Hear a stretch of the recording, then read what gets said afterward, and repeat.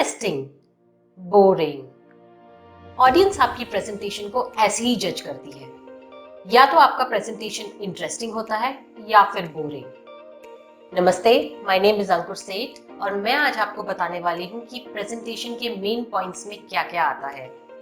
एक प्रेजेंटेशन की बॉडी में ही आप अपने प्रेजेंटेशन की डिटेल्स और इम्पोर्टेंट पॉइंट्स देंगे।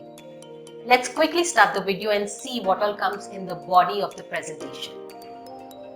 तो आपको अपनी प्रेजेंटेशन के डिटेल्स को 3 से 5 की पॉइंट्स में डिवाइड करना है।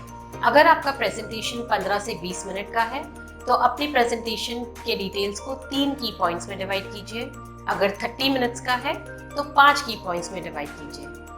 अगर 5 से ज्यादा की पॉइंट्स हो जाते हैं तो ऑडियंस जनरली बोर हो जाती है।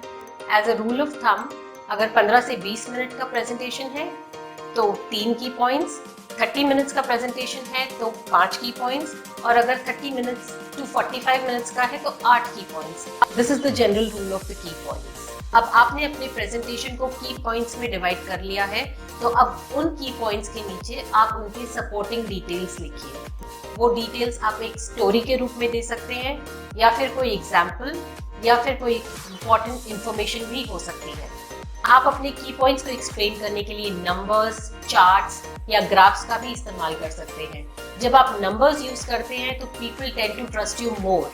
For example, if I say there are so many people in the mall, can you remember this statement? But if I say there are 800 people in the mall, you tend to remember this statement more, right?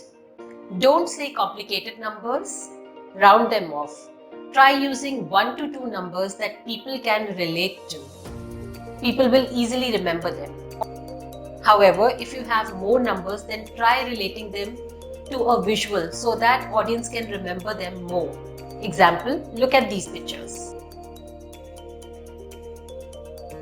चलिए देखते हैं वो tips जो आपको ध्यान में रखनी है अपने प्रेजेंटेशन के डिटेल्स देते वक्त। Number 1, keep the visuals and the graphs simple. Number 2, avoid jargons. Use the everyday language or simple language that your audience can understand.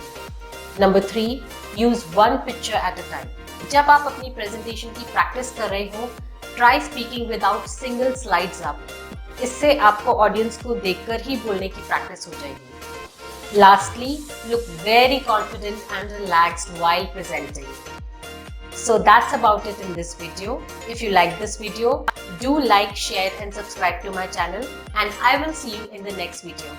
Till then, bye.